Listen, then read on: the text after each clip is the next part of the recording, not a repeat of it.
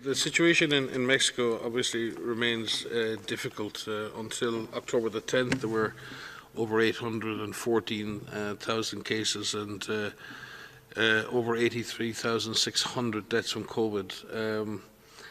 Again, I think putting it in context, I think nearly half of all the confirmed cases have come from Mexico City and the state of Mexico, Nuevo León, Guanajuato, and Sonora. So, in that sense, there's been a big impact in certain areas.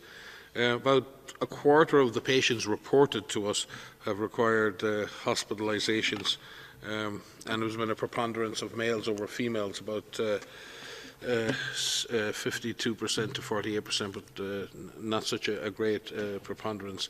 Again, many people, like we've seen all over the world, have had underlying conditions, including hypertension, diabetes, obesity, were the main associated conditions there.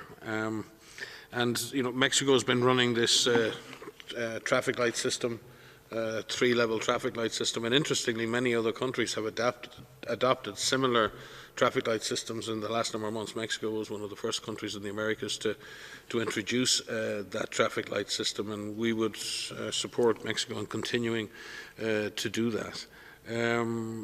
Health personnel have been very much affected in Mexico. And again, predominantly 60% reported in females, which probably represents the fact that health workers in Mexico are predominantly female themselves. 48% of the cases in nurses, about a quarter of the cases in doctors, and another quarter in other health professionals in Mexico.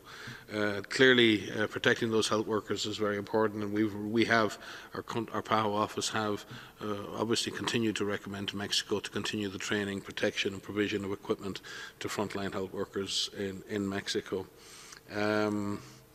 Again, the same issues arise in terms of that shift of disease into younger populations. There have been issues in the past on the testing strategy and the amount of testing done.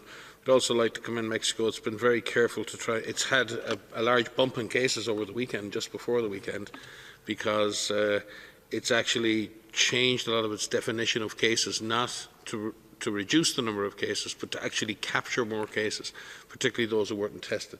So Mexico now considers cases who are epidemiologically associated with the confirmed case to be cases, and the same with deaths, which actually puts Mexico in a situation where it will tend to report more cases than elsewhere.